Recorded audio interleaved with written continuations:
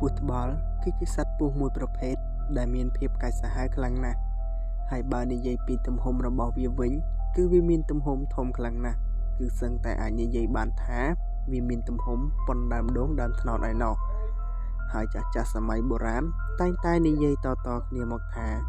បើដើរជួបវាដោយចៃដន្យហើយគឺពិបាកនឹងរត់គេចខ្លួនពីការវាយប្រហាររបស់វាណាស់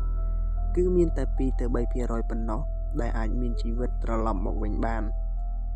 ពស់ត្បាល់វាមានសម្បុរខ្មៅរលើបភ្នែកក្រហមត្នោតធំដែលបន្លំនឹងភក់បាត់បឹងឬស្ទឹងនៅក្នុងព្រៃជ្រៅ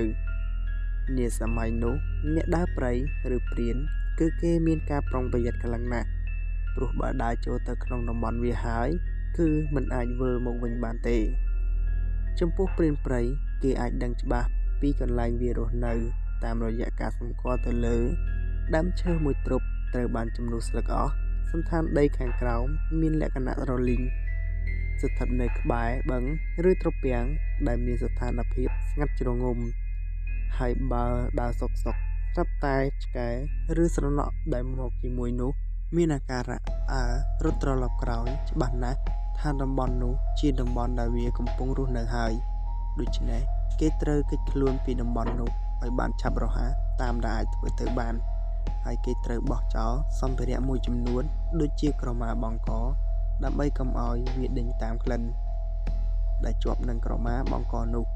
ពួកវាជាសត្វដឹងក្លិនណាស់នៅពេលដែលមានមនុស្សឬសត្វចូលទៅតំបន់របស់វានឹងវាយប្រហារភ្លាមហើយការវាយប្រហាររបស់វាទៀតសោតគឺត្រឹមតែ 2 ទៅ 3 នាទីប៉ុណ្ណោះហើយបើតាមចាស់និយាយតគ្នារហូតមកដល់បច្ចុប្បន្ននេះពស់ញីគឺមានមាឌធំជាងអាឆ្មោ 2 ទៅ 3 ដងហើយវាមានភាពកាចសាហាវខ្លាំងនៅពេលដែលវាកំពុងតែកាងកូនឬការពីពងរបស់វាហើយពស់ញីមានក្បាលរាងត្រប៉ែតធំជាងអាឆ្មោហើយពស់ឆ្មោមានដុសចាយពីលើក្បាលហើយស្បៀសម្បូរខ្លាំងកាលពីមុនសម័យអង្គរហើយមកដល់ពេលបច្ចុប្បន្នគេមិនដឹងថាវានៅមានវត្តមានឬអត់នោះទេ